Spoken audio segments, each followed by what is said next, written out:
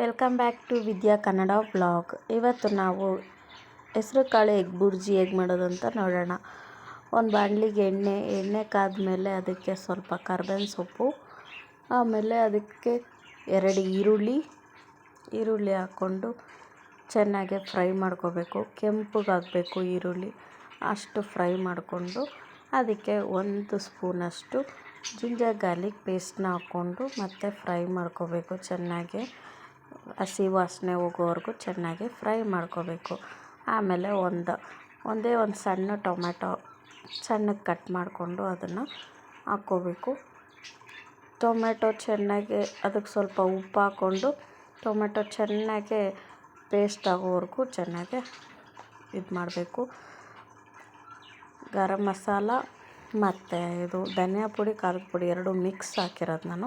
ನೀವು ಸಪ್ರೇಟ್ ಇದ್ದರೆ ಸಪ್ರೇಟ್ ಹಾಕ್ಕೋಬೋದು.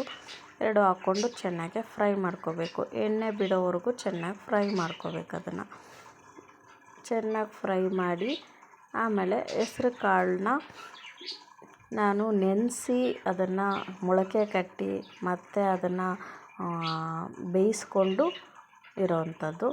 ನೀವು ಮೊಳಕೆ ಕಟ್ಟಿಲ್ಲಂದ್ರೂ ಪರವಾಗಿಲ್ಲ, ನಾರ್ಮಲ್ ಹೆಸ್ರು ಕಾಳನ್ನೇ ಬೇಯಿಸ್ಕೊಂಡು ಕೂಡ ಹಾಕ್ಕೋಬೋದು, ಅದು ಕೂಡ ಚೆನ್ನಾಗಿರುತ್ತೆ.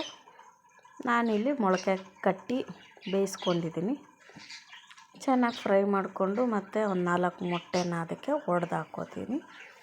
ಮೊಟ್ಟೆನ ಹಾಕಿದ್ಮೇಲೆ ಚೆನ್ನಾಗಿ ಅದನ್ನು ಉರಿಬೇಕು, ಚೆನ್ನಾಗಿ ಫ್ರೈ ಮಾಡಬೇಕು. ಇವಾಗ ನಾವು ಮೊಟ್ಟೆ ಎಗ್ ಬುರ್ಜಿ ಮಾಡಿದಾಗ ಹೆಂಗೆ ಫ್ರೈ ಮಾಡ್ತೀವಿ ಆ ಥರ ಚೆನ್ನಾಗಿ ಅದನ್ನು ಫ್ರೈ ಮಾಡ್ಕೋಬೇಕು. ಚೆನ್ನಾಗಿ ಅದು ಫುಲ್ ಫ್ರೈ ಆಗೋವರೆಗೂ ಅದನ್ನು ಸಣ್ಣ ಉರಿಯಲ್ಲಿ ಫ್ರೈ ಮಾಡ್ಕೋಬೇಕು. ಈ ರೀತಿ ನಿಮಗೆ ಬುರ್ಜಿ ರೆಡಿ ಆಗುತ್ತೆ.